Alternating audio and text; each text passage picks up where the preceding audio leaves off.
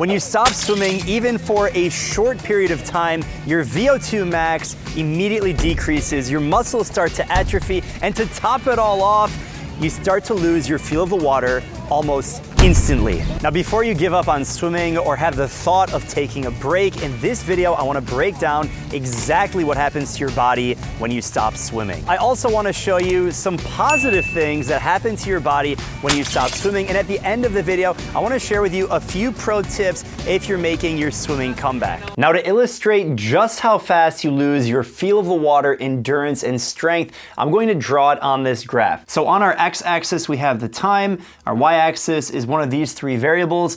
Now, your feel of the water is gonna fall off almost right away. Literally within a few hours, you start to lose your feel of the water. And if you go 2 or 3 days without swimming, you're gonna start to notice that, especially if you're used to swimming every single day. Now, the next thing to go is your endurance. So your endurance is actually gonna hold a little bit better than your feel of the water, but it's gonna fall off pretty fast, just not as fast, and it's just gonna completely disappear after a period of time. And then finally, you have your strength. Now, your strength, which we'll talk about a little bit more, you can actually maintain this for a longer period of time, essentially by doing nothing. You are gonna lose your endurance, you're gonna lose your power, but you are gonna maintain your strength much longer than your feel of the water, and that's gonna really fall apart after 2, 3, 4 weeks. What's essentially happening here is something called detraining. And this is the phenomenon where you lose the beneficial effects of training. So in other words, you stop swimming, you stop working out, you lose all the benefits that you had from doing that specific movement or activity over a period of time. The good news, it is reversible, and we're gonna talk about that a little bit later at the end of the video. Fitness loss really depends on 4 things. The rate at which you lose your fitness depends on these. The first one is the length of your time away from swimming. So if you just stop swimming for a few hours or a day, you're not really gonna notice that much of a difference. You might actually feel really good. If you stop swimming for 2 days or 3 days or a week or 2 weeks, the longer the duration of time, the more dramatic all of these declines are going to be. The second area is how long you've been swimming. So if you've been swimming for 30 years, you've essentially built up this foundation, this base of all these different attributes, your feel of the water, your endurance, your capacity, your strength, and you've really developed your body into a swimmer.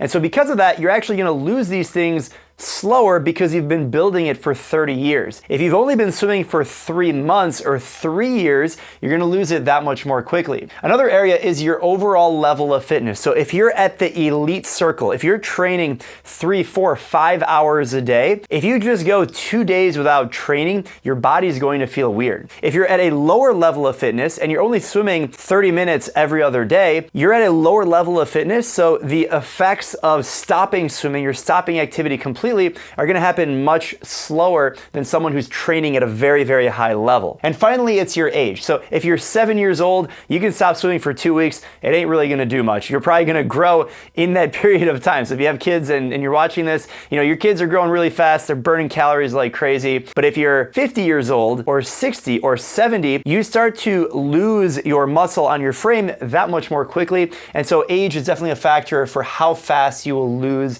your fitness, and especially when it comes to your feel of the water. That's really gonna hit anyone above the age of 15, essentially. Now, when you work out, something called DOMS happen, and this is delayed onset muscle soreness. So essentially, you're working out, you're swimming, you're fatiguing your body, and your body says, wait a second, we're breaking down, we need to build up even stronger, even better than before. And if you stop activity, well then your body's saying, you know what, we've built up all this muscle, all this capacity, we don't need it anymore, so we're just gonna start shutting down and essentially reverting back to the mean. Whatever your average is before you started the activity, before you started working out, what a normal person looks like or has the aerobic capacity of, that's what your body's gonna default to after a period of time. So I wanna break down 5 different ways that when you stop swimming, it impacts your body. The first is your aerobic capacity. We can measure that in your VO2 max. What's happening is your heart is becoming more inefficient. If you stop doing aerobic activity, if you stop swimming,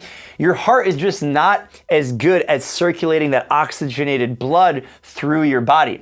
And this will happen within 2 to 4 weeks. And the crazy stat that I saw, there's a study, we'll link it down below, 2 to 3 months of development can be lost in 2 to 4 weeks. In other words, if you stop swimming for 2 to 4 weeks, you will lose the aerobic progress that you built over the last 2 to 3 months. So there's the expression, you take, one step forward, 2 steps back. It's more like you take 1 step forward, 4 steps back. That's how dramatic it is when it comes to your aerobic capacity. And we can equate that here, endurance. That's what we have in pink, and it's falling down pretty darn fast. The next area is muscle and strength and power.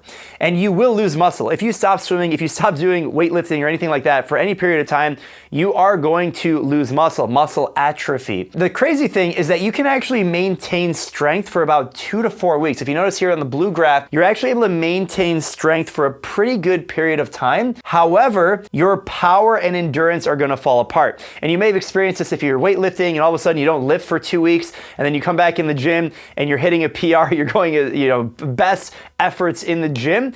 That's because you're able to maintain your strength. However, your endurance is probably not there. So now you're getting tired even if you have that initial burst of strength that maybe you didn't have before. The good thing is something called muscle memory. So if you've been swimming for 30 years in that example, or you're used to weightlifting in a certain way, if you stop doing it for even a pretty long period of time, especially relative to how long you've been doing it, you can pick back up more quickly than a new person to try that same activity. And that's the power of muscle memory. So if you've been swimming for 5, 10, 20 years and you stop, you're not just gonna forget how to swim. You have muscle memory. It's like riding a bike. If you've been riding a bike for years on end, if you don't ride a bike for 5 years, you're gonna be able to pick back up. Sure, you're gonna be rusty. Your feel isn't going to be very good, but you're at least going to know how to do it. And that's gonna maintain some level of muscle resiliency, at least for a period of time. Again, if you stretch this out for months and years, you're definitely gonna lose most of the muscle that you have on your frame that you developed through that activity. In this case, it was swimming. Now, the third area is blood pressure and your blood sugar.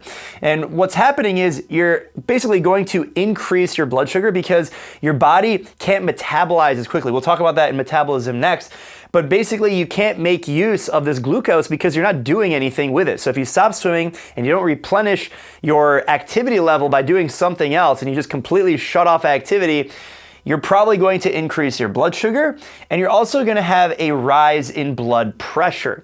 And these two things especially are longer term health risks. So the benefit of swimming, or any really physical activity, endurance, especially swimming is low impact, is that you can do this over a period of time and you can lower your risk of heart disease, high blood pressure, and things like that. But if you stop doing swimming, if you stop doing physical activity, you're setting yourself up for an increased risk of higher blood pressure and other issues related to blood sugar like diabetes and stuff like that. Now, the fourth area is metabolism. I already mentioned this a little bit, but your metabolic rate will decrease. You know how you've seen, especially Michael Phelps eating 12,000 calories in a day, which is absolutely ridiculous. If you swim a lot, you can eat more than if you don't swim at all. Now, the problem is if you stop swimming or you stop doing this physical activity, you're still probably going to be hungry, especially initially, but your metabolism is going to slow down and your body doesn't need all the calories that it needed before. If you continue to eat like you were working out before, then we're gonna have a problem. And because you have a slower metabolic rate, you are going to increase your body fat percentage if you continue to eat the way that you were eating while you were doing extensive physical activity, especially swimming, because swimming is total body. You're engaging all your muscles. Metabolic rate is going to increase. You have that swimmer metabolism. And if you shut that down and you continue to eat like that, we're gonna have issues and your physique will actually start to change. Imagine muscle being swapped out with fat. It doesn't actually work like that, but instead of looking really ripped, you're gonna start to look chubby. So factor that in when we're talking about metabolism. And then I have this other category that I grouped a bunch of stuff in, and this is some personal anecdotes, but if I stop swimming for a period of time or doing any kind of physical activity, I actually feel lazy and I feel lethargic. So it's like a compounding effect. If you stop doing activity, all of a sudden, now you feel less motivated to really do anything. And it's both physiologically as well as mental at the same time. I saw an article online that was talking about the grumpiness if you stop swimming. A lot of people swim for mental clarity. It's a way to release energy. And if you stop doing that, you might have a shorter temper, you might have less patience, and a lot of other negative attributes that we look at in society. And I put another one here, sleep quality. So if you're doing physical activity, it's a great way to burn calories and to really get your body moving and tire yourself out. And you will have, most likely, better sleep because you're able to just really recover. Your body needs it. Now, if you overtrain and you're training way too hard, well, then you're going to have the inverse effect. So you're actually going to have worse sleep because your body just can't recover because it's just completely fallen apart. But if you stop working out, then you might actually miss out on potential gains in your sleep quality. Now, let's talk about the benefits of not swimming. So if you stop swimming, we talked about all the negative things that are going to happen to you, but there are certainly some benefits, and some of the best swimmers in the world, some of the best athletes in the world have taken considerable amounts of time off. Michael Phelps has retired, other top athletes have retired. They make a comeback and they're better than ever. They're swimming faster, they're stronger, they have a better outlook on life, on swimming, all that good stuff. And we've seen this time and time again. So obviously there's got to be something going on. Let's break it down. I broke it into physical and mental. So when you stop swimming, whether it's a week, a month, a year, 10 years, you are taking a physical break. Your body is no longer being broken down in a certain way. When you swim every single day and you're taking thousands of strokes, millions of strokes over the course of a week or a month, it takes a toll on your body. And over time, you can potentially set yourself up for injury, but also your body is just getting worn out. And so when you take a break, you are literally giving your body an opportunity to recover. This is the reason why you don't work out 7 hours a day, because you simply can't do it. Your body can't handle it. You need to take breaks, whether it's 12 hours, 24 hours, or 48 hours or more. Your body has to take breaks. So there's certainly some physical benefits. When it comes to the mental side, there's also some mental clarity that comes from not doing the same thing over and over and over. And when you come back, you have this rejuvenation, this new insight and perspective that you can bring to the water, and this excitement when you approach the workout that maybe you didn't have before, because swimming can be monotonous and it can actually get boring. And it can be a place that you don't want to go to the pool because you're just tired of it. And so when you have a break, whether it's a day, a week, a year or more, you get that mental clarity. So there are certainly some benefits from both the physical side as well as the mental. I'm curious to hear your guys' perspective, so let me know in the comments, are you more of a physical break person or a mental break? What are some of the breaks that you've taken and how long are they? Now, if you have taken a break and you want to figure out how do I get the most out of this so that way I continue to have the long-term health benefits of swimming and also not hinder my performance at the same time, the first thing that I recommend is to plan your break ahead of time. If you go hard, and then you injure yourself, and that's why you have to take a break, that's not going to be ideal because you didn't plan ahead. You basically pushed yourself to the breaking point, and now you have to take a break. Instead, plan it out. You have a certain competition coming up, you take a break after the competition. Or you have a segment of training that's really good, whether it's 2 months, 3 months, 6 months, and you know you're gonna go on vacation, you're gonna take a week off or 2 weeks off, and you plan that out. And it's an opportunity to look forward and also make sure you're really pushing yourself up until that point and try and be as consistent as possible because you know you're gonna take a week off, you're gonna take a month off. Another thing that you can do is cross-train. So even if you stop swimming, it doesn't mean you stop being active. Certainly you wanna maybe reduce your overall load if you really wanna give yourself a physical break, but something as simple as going for a walk, you can continue to weight lift. Again, we look at this graph over here and your endurance is going to fall off relatively quickly. So if there are things that you can do to maintain some level of aerobic training, nothing can really replicate swimming completely. But if it means, running or cycling or doing something that really gets the heart pumping, gets the blood flow going, you can also do this on the strength side of things as well to maintain beyond that 2 to 4 week period. There's a lot of other things that you can do out of the water, including training your breath. And one way to train your breath is AeroFit, the official breathing partner for MySwimPro, and it's a tool that I've personally used over the years to improve my accessible lung capacity and even swim faster. So kind of them to continue sponsoring this video series. And to give you a breakdown how it works, it's really simple to use, and it starts with a 3-step test to get your baseline, and then the app will set you up with a personalized training program. Then the workouts take less than 10 minutes a day, and all you have to do is follow the app and adjust the resistance levels on the breathing trainer.